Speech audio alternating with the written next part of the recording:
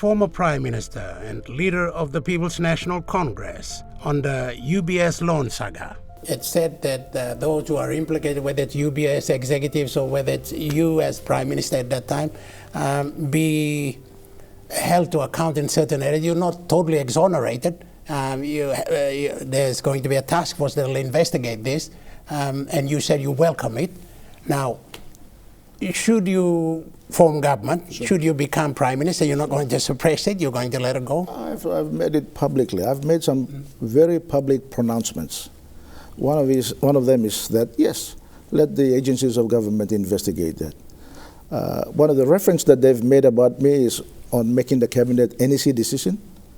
NEC decisions are not questionable by law, but anyway, we'll go through that. That's fine. The second issue is they said I've gave false evidence because one witness went in there and stated that they saw me in a meeting. They just saw me in a meeting. And I can't remember that meeting 10 years ago.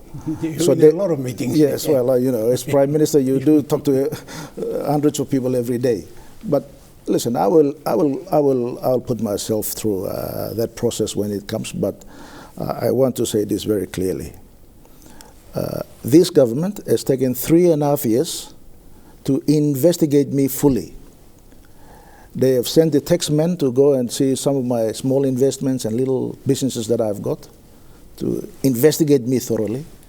They've sent a commission of inquiry to investigate all my businesses, only to find that I've got a huge loan with BSP.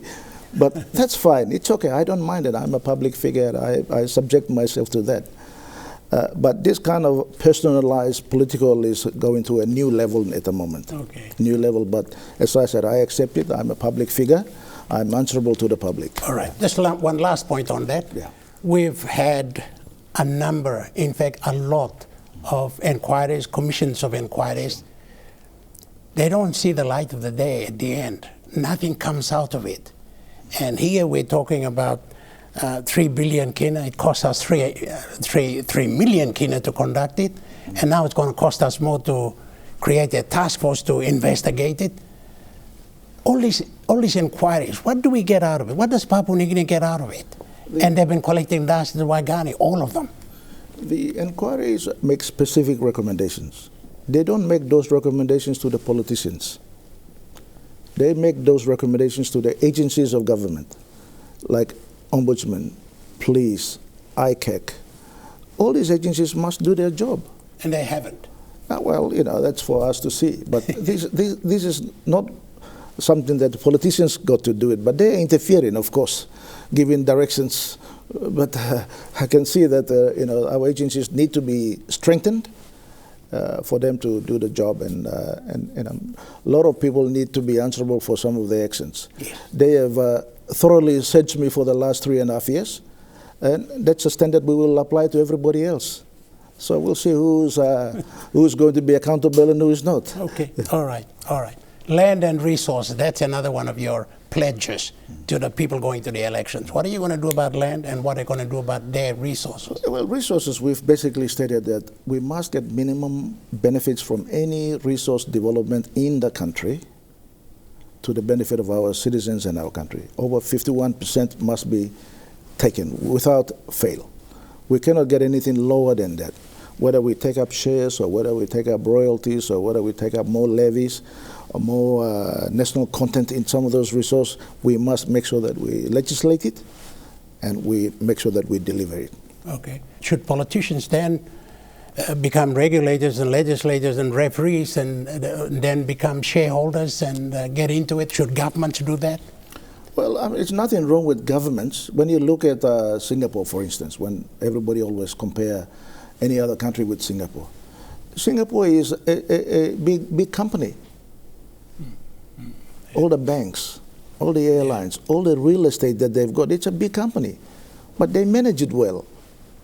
Whereas we don't manage it well. This is the difference. We allow one-talk system, and cronies go and run these companies, and they run it as if they're their personal little empires. So what we're going to do is we're going to shut down most of them.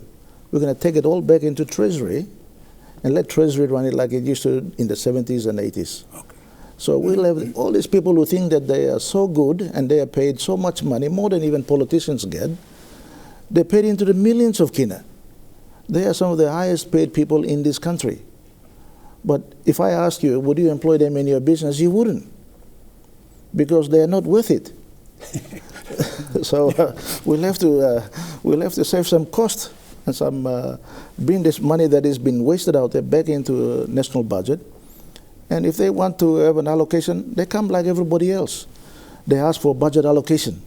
So said, my department or my organization will require 10 million or 5 million kina to run. That's all you get.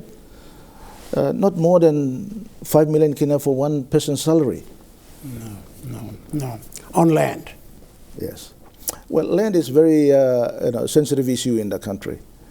But while we own the land, we are not utilizing it to improve our own standard of living and be productive with the land. What we need to do is we just need to make sure that we enable the voluntary registration of customary land.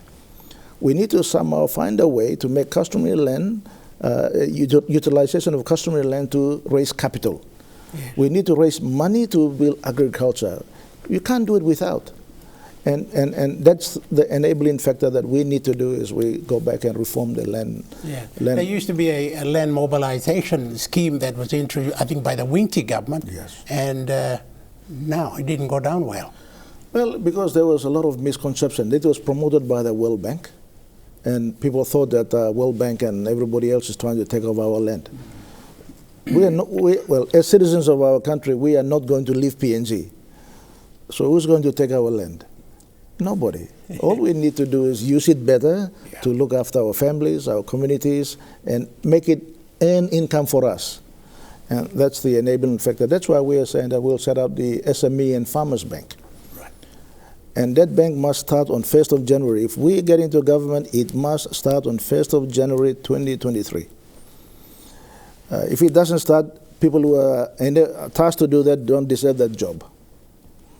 So we need to make sure that the National Development Bank is converted into a retail bank. So I hear about our people going and lining up at BSP and Kina Bank and ANZ and Westpac. They can't open their account. They can't put cash into deposits because they don't have IDs and all these things. This is wrong. On one end, they are saying that they are trying to encourage financial literacy and banking for our people. On the other end, they're frustrating them to go. That is why we need to revive this bank to do retail banking so people can deposit and withdraw their money.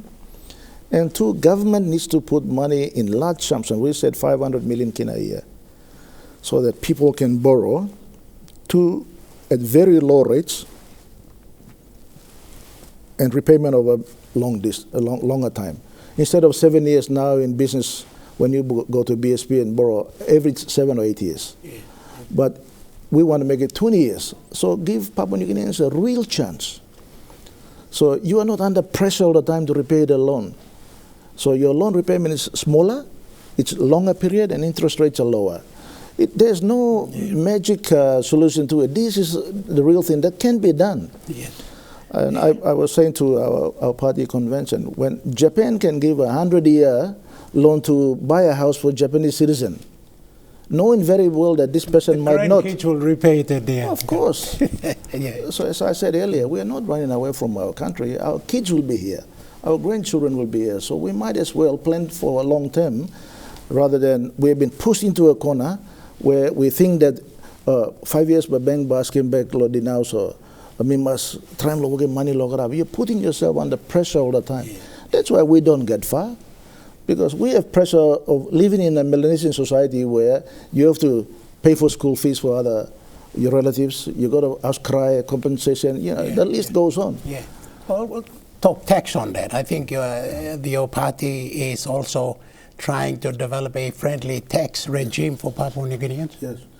Well, I know that Pangu, without thinking, recent last Parliament session, they increased it because we made an announcement in our convention that we will have those who are earning below 30,000 kina a year will pay zero tax. That money must go into their pockets. Below 30,000. That's over 1,200 kina roughly every fortnight. So if you're earning anything up to 1,200 kina, you don't pay any tax. But those who are earning, some of these Papua New Guinean executives who are earning 3 or 4 million kina, they need to pay top tax. Why not? So if you're earning $1 million kina, you pay $500,000 kina in tax. Thanks, but I don't.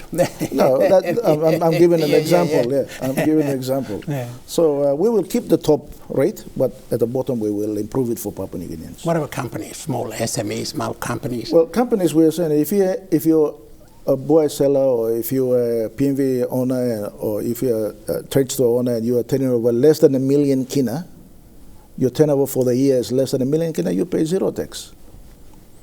So it encourages you to use that money to do something else. But you must submit the return, but you pay zero tax. And then for corporate taxes, we want them to use the savings. So we're saying we'll reduce the tax by 5%, and we'll look at reducing further down, because when you reduce tax, companies invest more. When they invest more, they employ more people. All we want to do is create an employment base in the country. We have committed 500,000 jobs in 5 years. That's one of your policies. I know it can be done. It can be done, because you see, when you put Papua LNG, it's another probably 15 or 20,000 jobs. When you reopen Pogra, another 5,000 jobs. Wafi Golpu, another 10 or 15,000 jobs. So when you do that right across the economy, getting that number of jobs is not impossible. In fact, that should be the minimum. We can do more, but that's a target. It's a good target to work towards, and I believe it can be done. Next. You see, Marape thought he will do the similar thing I did in Oktedi. See, Oktedi, we didn't shut down for one day.